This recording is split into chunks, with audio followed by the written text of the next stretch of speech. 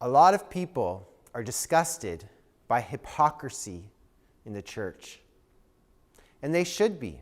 There are hypocrites in churches. They sometimes do things that are very painful, very hurtful. And they tell other people, you shouldn't do that, and then they do it themselves. We should be disgusted by hypocrisy.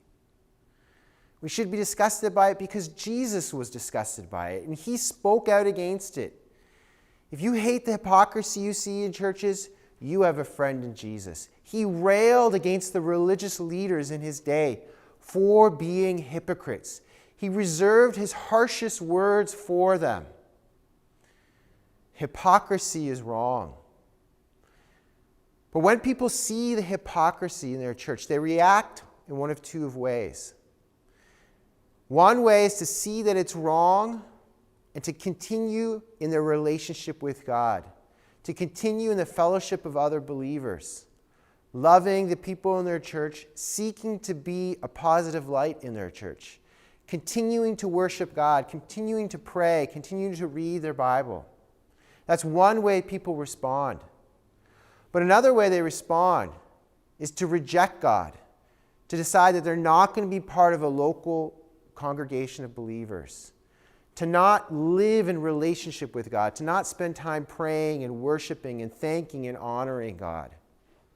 And sometimes the second group of people still acknowledges that God exists, still acknowledge and say that people should live in relationship with him, but they don't themselves.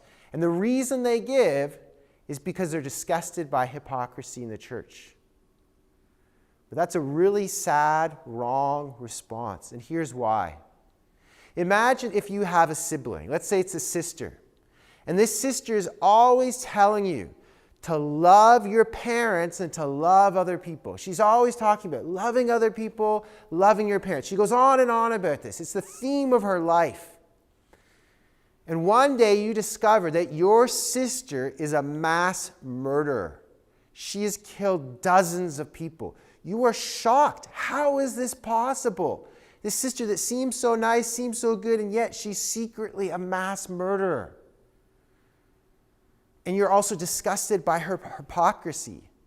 She's always said to be nice and loving to people, and she certainly has not. She's killed all these people. What a hypocrite. Now imagine if you respond to her hypocrisy and you say, I am never talking to our parents ever again. I refuse to have any kind of relationship with our parents because of my sister's hypocrisy. Would that response make any sense at all? Your parents deserve to be loved regardless of the hypocrisy of your sister. And yet, that is exactly the way that so many people respond to God because of the hypocrisy in their church. They see people behaving in a particular way, and then they decide, I'm just going to ignore God. I'm not going to love him because I'm disgusted by those other people. Does that make any sense at all?